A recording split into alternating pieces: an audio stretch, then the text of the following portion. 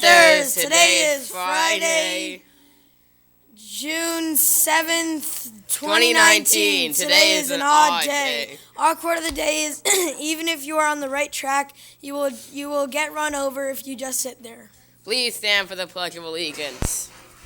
I pledge allegiance to the flag of the United States of America and to the republic for which it stands, one nation under God, indivisible, with liberty and justice for all. Please be seated. On this day in 1913, Hudson struck. An Alaskan missionary leads the first successful ascent of Denali, the highest point on the American formerly known as Mount McCliney, the highest point on the American continent at 20,320 feet. Hello. I did not realize.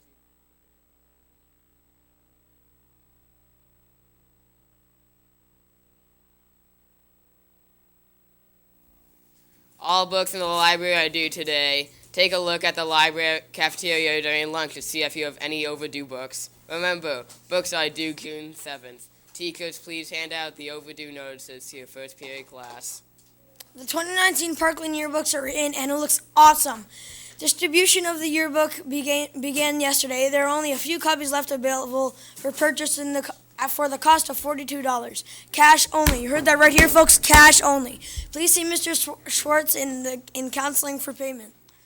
Getting the yearbook is always exciting, but we need to make sure we are doing it respectfully. When you get your yearbooks, you should write your name on the hard inside cover on the book if it's not personalized. Also, make sure you listen to your teacher's rules on having the yearbooks out during class. Ms. Rainovich is raffling off 3 more Amazon Fire tablets today. Good luck to everyone that entered. Now here is a wonderful video created by Ms. Rainovich.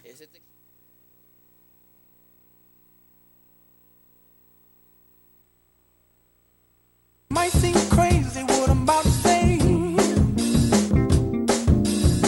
Sunshine, she's here, you can take a break. I'm a hot air balloon that could go to space. With the air, like I don't care, baby, by the way. Because I'm happy. Clap along if you feel like a room without a roof. Because I'm happy. Clap along if you feel like happiness is the truth. Because I'm happy. Clap along if you know what happiness is to you. Because I'm happy. Clap along if you feel like that's what you want to do. Bring me down, can't none bring me down. The love is too high to bring me down.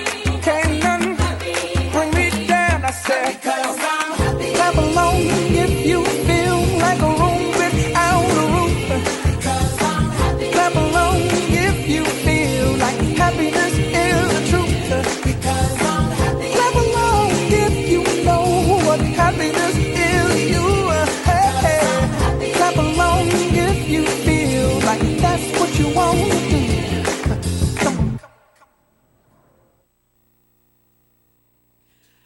Good morning, Parkland Panthers. This is Miss Rainovich, and I'm here with Sam. And I'm back at you with just a couple other PBIS updates. First off, I just want to say that my jib jab today was because I'm so happy that it's almost the end of the school year and that summer's almost here. Sam, are you pumped that summer's almost here? Yes, but jib jabs are cringy. But they're awesome. Yes, but they're also cringy. Like, my dance moves were really good, though. You have to admit that. Yes. They were really awesome. I also really love that Mr. D'Souza was wearing a dress, which is fun. Twice, Mr. D'Souza had a dress on. Oh, it was A wedding dress, even better. So first things first, I just want to say thank you guys so much for all of your participation in PBIS this year and being respectful, responsible, and ready to learn all the time. Next year, while I will be teaching here, I will not be in charge of PBIS. So unfortunately, you won't be seeing me on the morning announcements anymore. But I cannot think of a more positive and better teacher to be taking over PBIS for next year, and that'll be Miss Chazelle. So congratulations to Miss Chazelle. I know she's going to do a great job, and she's going to be awesome at it. I do want to say that, over the course of the year, we have been doing our monthly Panther Paw clubs for the class that was the most respectful, responsible, and ready to learn. There were so many nominations and teachers and class periods that did not get selected that what I did for this month is I took every nomination of people that were not selected and I put them all in a big raffle and I drew out 3 class periods randomly. So those winners are Miss Noppy's first period, Mr. Weisberg's 4th period, and Miss Sio's 8th period. So congratulations to all those classes. You'll be getting a prize from me. Last thing we want to do, and the main reason I'm here, is because I am raffling off those 3 more Amazon Fire tablets. So remember, there will be 1 from each grade level. So Sam's going to help me draw. So we will start with 6th grade.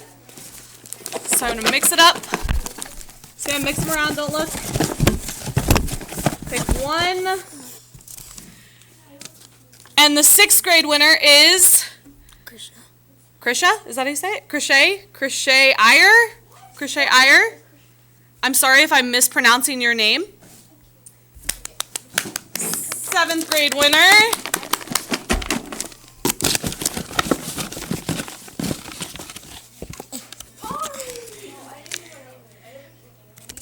is Armando Espinoza. Apparently that was really exciting in here. And the 8th grade winner, there are so many Panther Paws in this box. Are you serious? Yeah, and they're actually, look how many are Oh in there. my gosh. And they're there's actually so all many. kind of stuck together, which is why I'm just like mixing them up for a minute. I think these 8th graders have been stockpiling since 6th grade. Oh! That's not the winner. Okay, Sam, here you go. Last one, don't look.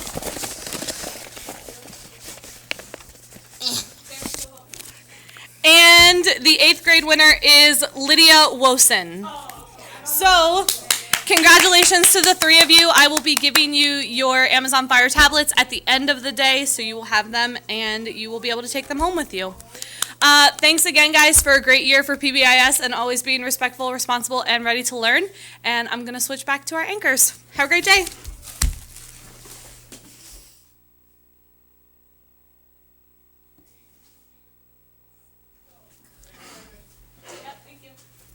And now for our story of the day. Americans love donuts, and that's a fact. A 2017 survey conducted by Don Foods, a global supplier to bakeries worldwide, found that the average U.S. resident eats 31 donuts a year. That's about 2 or 3 a month. That number goes up significantly today, which is National Donut Day. Ooh. The history of this day, observed on the first Friday of June, can be traced to Salvation Army workers who assisted U.S. troops during World War I. When some workers went to France and fried up some donuts for the troops that needed a pick-me-up. It reminds the troops of home. Donut makers like Krispy Kreme also use the day to thank their patrons by handing out free or discounted treats. Krispy Kreme, which has been one of the pioneers in giving out free donuts to all customers that walk into their stores on National Donut Day, has upped the ante this year by challenging U.S. residents to claim 1 million free donuts on June 7th. That's a lot of donuts. Back here at Krispy Kreme with my squad. Dave Skina, the chief marketing officer for Krispy Kreme, said June 7th is National Donut Day and National VCR Day. So take your pick, a free Krispy Kreme donut or a grainy VHS tape. Here's a short video for you to enjoy. I don't want a VHS tape. Nobody knows what those are nowadays. From donut to donut, a somewhat factual history of the donut. The donut. It's been around for centuries, but how did it become the popular treat it is today? Back in the mid-19th century, the Dutch first brought their pastry called olykoeks, or oily cakes, to America. These first donuts were fried in pork fat and served whole. Unfortunately, the dough didn't always cook through, leaving the center still raw. In 1847, however, that all changed when Hanson Gregory, a lime trading ship captain, claimed to have invented the first ring-shaped donut ever seen by mortal eyes. His mother, Elizabeth Gregory, would add hazelnuts or walnuts to the center of the pastry in order to combat the problem of the dough not baking all the way through. One day, while steering his ship through the storm, Hansen could not hold his donut while steering at the same time, and skewered the donut over the spoke of the ship's wheel. The donut later became a popular treat during World War I, when donut girls, later named donut dollies during World War II, served donuts to American soldiers fighting in the trenches overseas.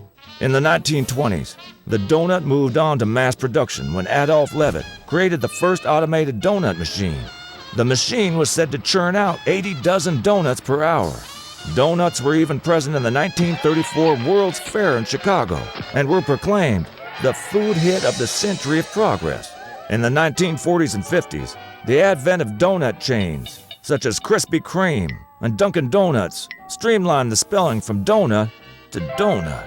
The popularity of coffee gave rise to the public perception of the donut as a breakfast item.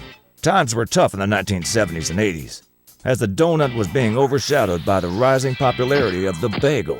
This city's slicker alternative tried to label donuts as an unhealthy option, when the bagel actually contained a higher calorie count. The donut would not be deterred. Today, the donut has seen a rise in popularity, not just as an affordable comfort food, but as a gourmet item, created and celebrated in unique ways across the country, with distinctive flavors, such as maple bacon, lemon buttermilk, and chocolate hazelnut.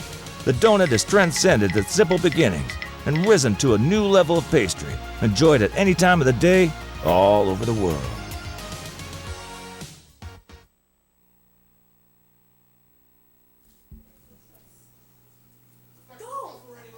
Remember, Remember to be respectful, responsible, and ready to learn throughout the day. Headlock your friend. What the heck? Keep your hands and arms inside the carpet. We